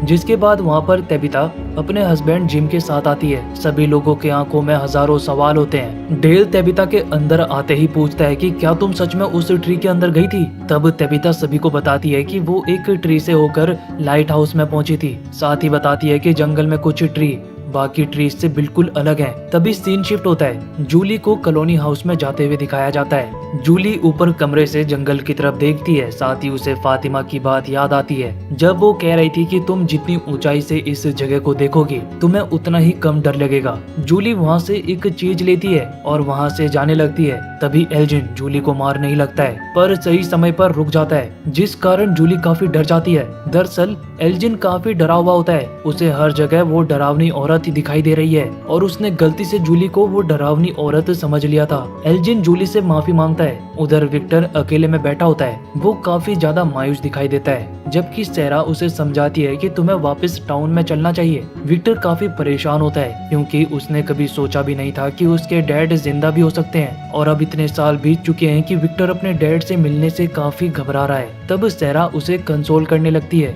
जबकि एल्जिन जूली को उस डरावनी औरत के बारे में बताती है। अब भले ही वो डरावनी औरत एल्जिन को नुकसान ना पहुंचाती हो, लेकिन वो एल्जिन को डरा जरूर देती है। लेकिन वो डरावनी औरत एल्जिन से मदद मांग रही थी। आखिर इस डरावनी औरत को क्या मदद चाहिए? पहले वो डरावनी औरत एल्जिन को केवल सोते हुए दिखाई देती थी, लेकिन अब वो औरत उसे जागते हुए भी दिखाई देती है, जिसका मतलब ये हो सकता है कि अब उस औरत को मदद की सख्त जरूरत है, जो कि शायद एक इंडिकेशन हो सकता है कि अब कुछ बड़ा होने वाला है। जूली भी एल्जिन को अपने डर के बारे में बताती है कि उसे भी बहुत ही डरावनी आवाज सुनाई देती है। और हाँ, बाकी सभी लोगों की तरह जूली ने भी ये बात किसी को नहीं बताई होती। अब इस टाउन में एक बात तो कॉमन है, कोई किसी को बता ही नहीं रहा कि उसके साथ चल क्या रहा है। सभी खुद ही अपनी समस्याओं से जूझ रहे हैं, जबकि डाइनर में तेबिता सभी को बता रही होती है कि वो किस तरह से यहाँ पर वापस आई। लेकिन सभी लोग तेबिता से पूछते हैं कि क्या तुमने पुलिस को इस टाउन के बारे में बताया? तब तेबिता मना करती है। ये सुनकर सभी लोग काफी नाराज हो जाते हैं, लेकिन तेबिता इन्हें कहती है कि मुझे पता था कि पुलिस मेरी बातों पर यकीन नहीं करती। तब हेनरी तेबिता को सपोर्ट करते हुए कहता है, जब तेबिता ने मुझे इस बारे में बताया था तब मैंने इसे पागल समझ लिया था, लेकिन अंत में मुझे तेबिता पर भरोसा होने लगा क्योंकि उसकी कहानी मेरी वाइफ की कहानी से जुड़ी हुई थी। साथ ही ऑफिसर भी कहती है कि तेबिता ने हमें एम्बुलेंस में ये सारी बातें बताई थी, लेकिन हमें भी यही लगा कि तेबिता एक पागल औरत है। अब ऑफिसर के कारण ही निक्की की जान गई थी, जिस कारण इसके बोलने से सभी लोग इस पर भड़क जाते हैं। तब बॉयड सभी को समझाता है कि उसमें इसकी कोई गलती नहीं है, इसने वो जानबूझकर नहीं किया। लेकिन सभी लोगों को अब भी यही लगता है कि तेबिता के पास एक अच्छी अपॉर्चुनिटी थी दुनिया को इस जगह के बारे में बताने की, और ये लोग इस बात से काफी नाराज भी होते हैं कि तेबिता ने दुनिया को इस जगह के बारे में बताने की कोशिश तक नहीं की। एटलीस्ट तेबिता को एक ट्राई तो करना ही चाहिए था, क्या पता किसी को तेबिता की बातों पर यकीन हो जाता। लेकिन फिलहाल ऐसा कुछ नहीं हुआ और तेबिता वापस से इसी जगह पर बाकी लोगों के साथ फंस चुकी है। तेबिता इन सभी के सवालों से काफी परेशान हो जाती है और फिर सबसे माफी मांग कर वहाँ से चली जाती है। तेबिता के जाने के बाद बॉयड सभी को उम्मीद देते हुए कहता है कि अब हमें पता है कि हम इस टाउन से बाहर निकल सकते हैं। ये सुनकर डेल खड़ा होकर पूछता है, तो बताओ बॉयड, वो ट्री कहाँ पर है? अब जब सबको पता है कि तेबिता उस ट्री की मदद से असली दुनिया में गई थी, तो सब लोग भी उस ट्री की मदद से यहाँ से निकलना चाहते हैं। लेकिन जितना आसान इन्हें ये लग रहा है उतना आसान ये है नहीं, क्योंकि जब बॉयड एक बार ट्री के अंदर गया था तो वो एक ऐसी अनजान जगह पर पहुंच गया था जिसके बारे में उसे कुछ भी नहीं पता था और वहाँ पर वो मरते मरते बचा था। इसीलिए बॉयड को पता है कि ट्री के अंदर जाना बिल्कुल भी सेफ नहीं है। कैनी भी इन्हें यही बात समझाता है कि ट्री एक जगह से दूसरी जगह पर लेकर जाता है, लेकिन दूसरी जगह कौन सी होगी ये किसी को भी नहीं पता। कैनी ये भी कहता है कि ट्री से ज्यादा जरूरी वो लाइट हाउस है, क्योंकि उसी लाइट हाउस से तेबिता रहस्यमयी तरीके से असली दुनिया में पहुंची थी। तब डेल कहता है, तो हम किस बात का इंतजार कर रहे हैं, हमें लाइट हाउस में जाना चाहिए। लेकिन लाइट हाउस में जाने का तरीका तो सिर्फ ट्री है। अब ये सभी लोग किसी भी हाल में अपने घर जाना चाहते हैं और इसके लिए ये सभी जोखिम उठाने को भी तैयार है। डेल बॉयड से परेशान होकर वहाँ से चला जाता है, क्योंकि बॉयड इन्हें ऐसा करने से रोक रहा होता है। जेड ईथन के साथ होता है। जेड डाइनर में मीटिंग अटेंड करने नहीं गया, क्योंकि उसे लगता है कि जहाँ पर 3 से ज्यादा लोग मौजूद होते हैं उस जगह पर कभी अच्छे से मीटिंग हो ही नहीं सकती। और कहीं न कहीं जेड की ये बात सच भी है। तभी तेबिता और जिम घर पर वापस आ जाते हैं और अब तेबिता जेड के साथ उस ट्री के पास जाना चाहती है, क्योंकि तेबिता को भी लगता है कि उसके पास एक अपॉर्चुनिटी थी दुनिया को इस जगह के बारे में बताने की, जो उसने गवा दिया। लेकिन जिम इसके लिए तैयार नहीं होता। तब अकेले में जाकर तेबिता जिम से कहती है कि वो बस जेड को ट्री की जगह दिखाकर वापस आ जाएगी। जिम तेबिता की बात मान जाता है, लेकिन वो ईथन को उसी जंगल में ले जाने से मना करता है। तब तेबिता ईथन के पास आकर उसे कहती है कि तुम अपने डैड के साथ यहीं पर रुकोगे, जबकि ईथन भी इनकी मदद करना चाहता है, लेकिन तेबिता उसे मना कर देती है। आगे एलिस बॉयड से बात करता है। एलिस को लगता है कि उन्हें यहाँ से निकलने के लिए एक कोशिश करनी चाहिए, लेकिन बॉयड जानता है कि जितना आसान इन सभी लोगों को ये लग रहा है वो उतना आसान है नहीं। बॉयड को डर होता है कि इन लोगों का अगला बेपरवाह कदम इन्हें एक दर्दनाक मौत की तरफ ले जाएगा। और कहीं न कहीं बॉयड ठीक भी है, क्योंकि बॉयड जितना उन मॉन्स्टर्स और इस जगह को जानता है उतना यहाँ पर कोई भी नहीं जानता। बॉयड भी यहाँ से निकलना चाहता है, लेकिन एक अच्छे प्लान के साथ। और फिर बॉयड एलिस को सख्त लफ्जों में मना कर देता है। उधर एल्जिन और जूली बेसमेंट में जाते हैं। वहाँ पर बहुत सारे ऐसे कपड़े और सामान रखे होते हैं जिनकी किसी को कोई जरूरत नहीं होती। बेसिकली वो एक तरीके का गोदाम होता है। वहाँ पर बहुत सारे कपड़े होते हैं जिन्हें ये ट्राई करते हैं और अब इन्हें मिलता है एक विंटेज कैमरा। ये कैमरा भले ही 80 दशक का हो, लेकिन बिल्कुल अच्छे से काम कर रहा होता है, जिस कारण ये दोनों ही काफी हैरान होते हैं। ये दोनों एक दूसरे की तस्वीर निकालने लगते हैं। अब ये कैमरा यहाँ पर कैसे आया या किसका था ये अभी हमें नहीं पता। अब ये जो ऑफिसर है इसका नाम एकोस्ता है। एकोस्ता बॉयड का शुक्रिया अदा करने के लिए आई है, क्योंकि जब डाइनर में सभी एकोस्ता के खिलाफ हो गए थे तो बॉयड ने ही सभी को शांत कराया था। एकोस्ता यहाँ पर एक प्लान लेकर आई होती है। अब वो कहते हैं ना, खाली दिमाग शैतान का घर। तो एकोस्ता बॉयड से कहती है कि हमें सभी टाउन वालों को एक प्रोजेक्ट देना होगा जिसे पूरा करने में उन सभी का ध्यान लग जाएगा और फिर वो उस ट्री के बारे में नहीं सोचेंगे। अब प्लान तो अच्छा लगता है, लेकिन जो कुछ भी एकोस्ता ने उस रात किया उस कारण बॉयड एकोस्ता से अब भी नाराज होता है, जिस कारण बॉयड एकोस्ता को डांट देता है और कहता है कि तुम्हें यहाँ पर आए हुए मुश्किल से 2 दिन हुए हैं और तुम मुझे बताओगी हमें क्या करना है क्या नहीं। बॉयड को नाराज देखकर एकोस्ता वहाँ से चुपचाप चली जाती है। उधर फातिमा अब उन पलों की आदी हो चुकी है। तभी वहाँ पर एलिस आ जाता है। एलिस को महसूस हो जाता है कि फातिमा के साथ कुछ तो गड़बड़ चल रही है। एलिस को फातिमा की चिंता होती है, इसीलिए उससे कहता है कि तुम अगर मुझे नहीं बताओगी तो मैं तुम्हारी मदद नहीं कर पाऊंगा। तब फातिमा एलिस को उन फलों को दिखाते हुए कहती है कि मुझे डर लग रहा है, पता नहीं क्यों पर मैं इन फलों को खाए बिना नहीं रह पा रही और मुझे डर है कि कहीं इस बच्चे को कुछ हो ना जाए। फातिमा इन सब से अकेली ही गुजर रही थी, जिस कारण एलिस काफी परेशान दिखाई देता है। लेकिन एक बात गौर करने की जरूर है, जब से फातिमा प्रेग्नेंट हुई है उसके बाद से ही फातिमा को इन फलों को खाने की इच्छा हुई है। तो कहीं ऐसा तो नहीं कि प्रेग्नेंट होने के कारण ही ऐसा हो रहा हो, या फिर फातिमा के पेट में जो बच्चा है उसे वो फल खाने हो। अगले सीन में ईथन अपने घर से बाहर आता है और वो हेनरी के पास जाता है। हेनरी बोर्ड पर बने मोटल के निशान को देख रहा होता है, लेकिन इस बात से काफी हैरान होता है कि यहाँ पर मोटल का साइन तो है, लेकिन साइन के मुताबिक कहीं पर कोई होटल मौजूद नहीं होता। ईथन हेनरी से पूछता है कि क्या आप विक्टर के डैड हो? तब हेनरी हाँ कहता है। ईथन अपने पाले हुए जानवरों को खाना खिलाने के लिए जा रहा होता है, तो वो हेनरी को भी साथ में चलने के लिए पूछता है। तब दोनों उधर की तरफ जाने लगते हैं। हेनरी को लग रहा होता है कि विक्टर उसके यहाँ आने से दुखी है,